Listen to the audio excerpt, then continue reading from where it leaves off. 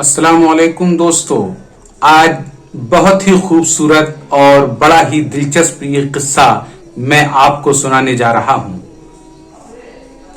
एक नमाजी मस्जिद से निकलते वक्त बड़े नाराज होकर इमाम साहब से कहने लगे कि इमाम साहब, मैं आज के बाद मस्जिद में नहीं आऊंगा।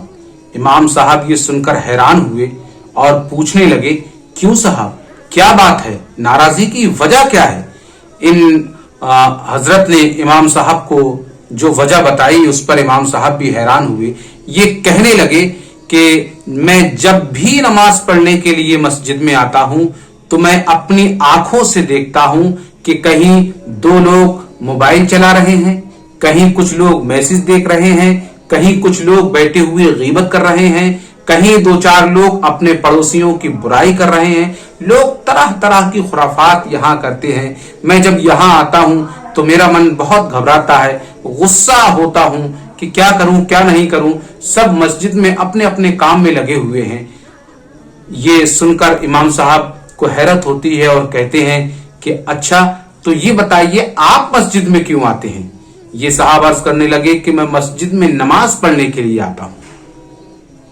इमाम साहब उनसे कहने लगे कि एक काम कीजिए, मेरे साथ आइए और मेरे हुजरे में चलिए। इमाम साहब इस शख्स को अपने साथ लेकर हुजरे में जाते हैं और एक गिलास में पानी भरकर देते हैं, लबालब लबरेज पानी भरकर देते हैं और कहते हैं कि लो, ये गिलास लेकर जाओ और एक अमल मुझे करके दिखा दो तो बहुत अच्छा होगा, मेरा दिल खुश हो जाएगा।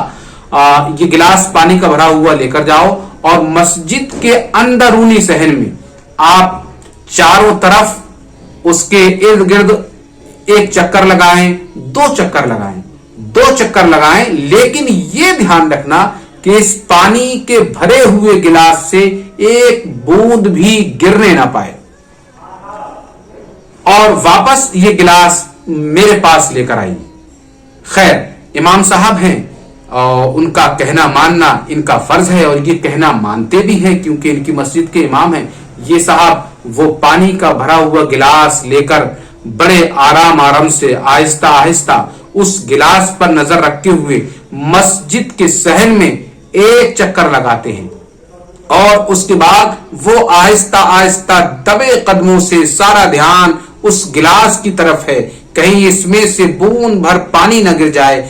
दूसरा चक्कर भी वो सारे मस्जिद का आराम से लगाते हैं और बड़ी खुशी के साथ मुस्कुराते हुए ये गिलास पानी का इमाम साहब के हुजरे में लाते हैं और इमाम साहब के हाथ में देते हैं कि लीजिए, ये गिलास लीजिए, मैंने इसमें से एक कतरा भी पानी का गिरने नहीं दिया है। इमाम साहब कहते हैं कि अच्छा, तुमने मेरा कहना माना, ये तुम्हारा बहुत बहुत शुक्रिया, लेकिन मुझे ये बताइए कि पानी का ये भरा हुआ गिलास जो लबालब है, लबरेज है, इसका एक कतरा भी किस तरह नीचे नहीं गिरा? तुमने क्या किया? ये हंसकर कहते हैं कि इमाम साहब, मैंने अपना सारा ध्यान इस गिलास की तरफ ही रखा, अपने आप को जरा भी हरकत नहीं दी और बड़े आहिस्ता आहिस्ता दबे कदमों से मैं मस्जिद के अंदर चक्कर लगाता रहा। दोनों चक्कर मैंने खैरियत के साथ लगा दिए और ये पानी गिरने नहीं दिया। कामयाबी के साथ मैं आपके पास आया हूं और इस गिलास में से एक कतरा भी मैंने गिरने नहीं दिया है। वाकई आपने बड़े कमाल का काम बताया था, मुझे बहुत ध्यान रखना पड़ा इस गिलास पर, तब कहीं मैं ये काम आपका अंजाम दे पाया हूं। लेकिन ये बताइए कि इस गिलास के पानी से और मस्जिद में के इर्द गिर्द चक्कर लगाने से और घूमने से जो बात मैंने कही थी कि मैं आज के बाद मस्जिद में नहीं आऊंगा, उस बात से इस बात का क्या ताल्लुक है, जरा ये बताइए।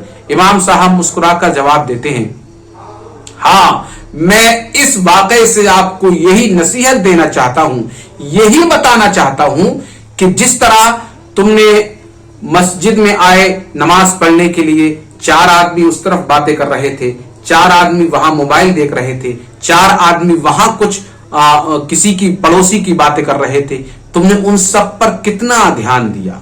अपनी नमाज पर इतना ध्यान तुमने नहीं दिया, बल्कि उन सब पर ज्यादा ध्यान दिया। इसीलिए तुमने ये फैसला कर लिया کہ مسجد میں طرح طرح کی باتیں ہوتی ہیں، میں آج کے بعد مسجد میں نماز پڑھنے کے لیے نہیں آؤں گا۔ اب اس واقعے سے اس کو جوڑیے، میں نے یہ گلاس پانی کا لبالب بھرا ہوا تمہارے ہاتھ میں دیا تھا اور کہا تھا اس کا ایک قطرہ بھی گرنے نہ پائے۔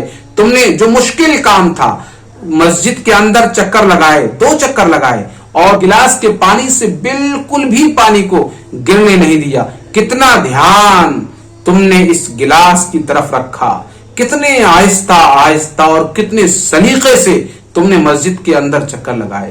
میں چاہتا ہوں، میرے دل کا ارمان ہے، کاش تم اگر مسجد میں آ کر نماز اتنے دھیان سے کرو گے، نماز اور عبادت اتنے آہستہ آہستہ پیار سے اور سکون سے کرو گے، اللہ تبارک و تعالی کی طرف اپنا تمام دھیان رکھو گے، تو جس طرح تمہارا دھیان صرف اسی کی طرف ہوگا، اس کی رحمت کی نظر آپ پر اتنی ہی زیادہ ہوگی اور یہ سجدے طویل ہوتے چلے جائیں گے۔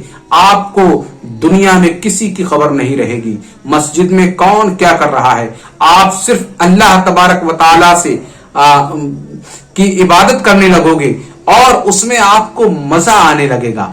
آپ کے اور پروردگار عالم کے نزدیک قربتیں بڑھتی چلی جائیں گی۔ میں یہی چاہتا ہوں کہ آپ کے اور پروردگار عالم کے نزدیک قربتیں بڑھتی چلی جائیں۔ آئندہ جب آیا کیجئے تو مسجد میں اسی طرح جس طرح آپ نے اس گلاس پر دھیان دیا تھا، مسجد میں آپ عبادت پر اسی طرح دھیان دیا کیجئے، اللہ تبارک و تعالی کی طرف اسی طرح اپنے دھیان کو لگایا کیجئے۔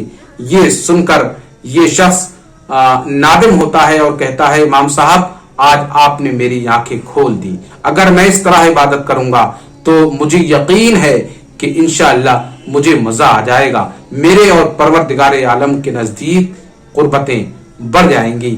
آپ نے میری عقبہ بھی سنوار دیا، آخرت بھی سنوار دی، آپ نے تو مجھے عبادت کرنے کا بہترین طریقہ بتا دیا۔